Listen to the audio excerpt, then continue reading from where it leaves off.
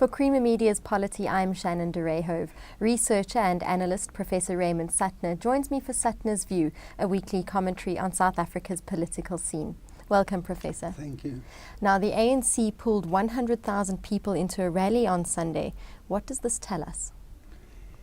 Well, I think it was quite important for them, having had the experience of the president being booed in the same stadium at Mandela's memorial.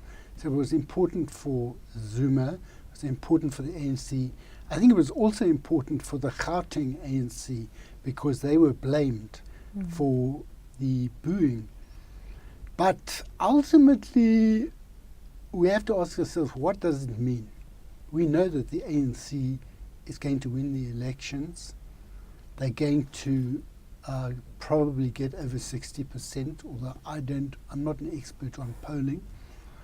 But what does it mean? Govan Mbeki once said a speech blows away with the wind. What you have to do is build things. And a lot of the people who came to that rally, who watched that rally, are people who do not have basic utilities, who are living without water, electricity, and a range of other things. And it's a paradox, it's a very strange thing that many of the people who are engaged in protests, who may be stoning officials, sometimes attacking the police or councillors, many of these people are actually going to vote ANC. I don't know how many, but the evidence seems to suggest that a lot of the people who are dissatisfied are actually ANC supporters. Now, it may well be that they believe that there's a certain maturity sometimes in saying, look, we must be patient. Not everything can be done in one day, but it's 20 years. So why are they so patient? There's also a historic loyalty because the ANC has got the present leaders depict themselves as the heirs to Luthuli, Tambo, Bram Fischer, Mandela, Sisulu, very many other famous figures. And I think there is this loyalty. I put something on Facebook saying that tomorrow I'm going to be appearing in some program, and someone then wrote there, you must tell the world that there's a good story to tell. I think they don't want to recognize that I actually am critical of the so-called good story. There's another factor. During the Stalin purges in the Soviet Union, Roy Medvedev has written a book where he says that many of the people, when they were going to be killed, said, if only Stalin knew, he would stop this.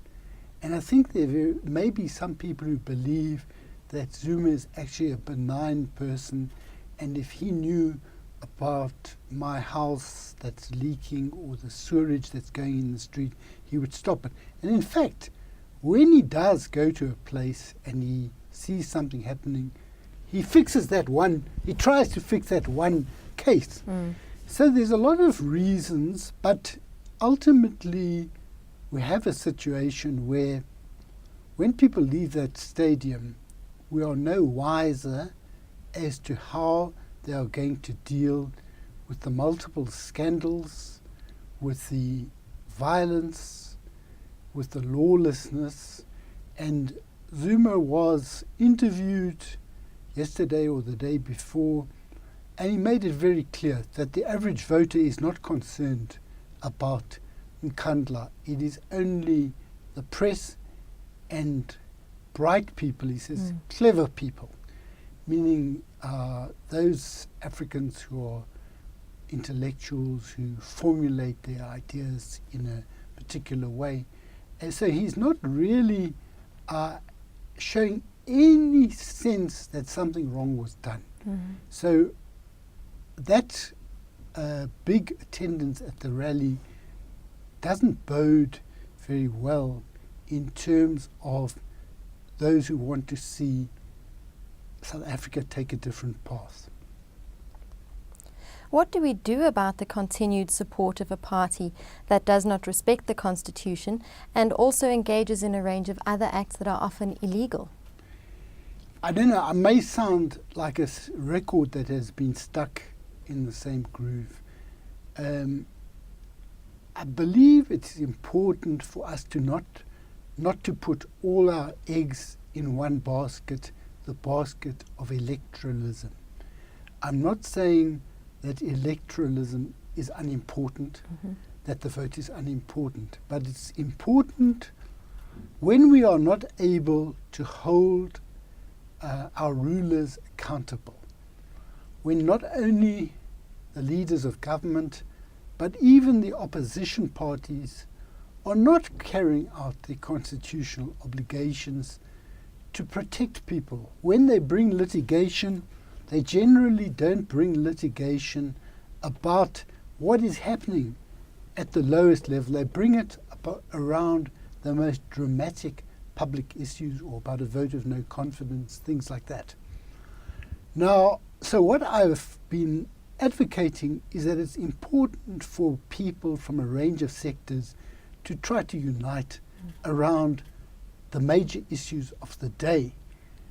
But I think we've had a wake-up call about the dangers of non-electoral activities in the decision by Abahlali, the Sheikh Dwellers movement, to form an alliance with the DA. Now, what this decision of Abahlali indicates to me is that, as the ANC says, it's cold outside the ANC. And they make it very cold for organizations outside the ANC. And in Durban, there have been murders, there have been attacks, there have been demolition of shacks, despite court rulings. So there is a situation of lawlessness where these people, Abahlali members, have felt extremely vulnerable. Consequently, they took this decision to seek the support of parliamentary parties in exchange for breaking their no vote thing, about which I've written in this week's column. So what I think we can learn from this is that those people who say, and there are people in the social media who are saying that Abahlali has sold out by making an arrangement with the DA. What did those organizations do to protect them? Have the left organizations done anything to shield this organization from the various attacks that they face? There are people who are dead, people who are injured, there are people who cannot stay in their own homes, such as they are, because they are shacks. And there's continued corruption which is not being brought to face the law. So what I'm saying then is we need to continue to look at elections, but also to build beyond elections amongst all those who have a reason for opposing the present violations of the Constitution and the rights of people. At the same time, we have to be aware that that is a difficult course. It's much easier for people who don't face the dangers that an organization like Abahlali has encountered. Thank you. Thank you very much. That was Professor Raymond Suttner speaking about politics and elections in South Africa.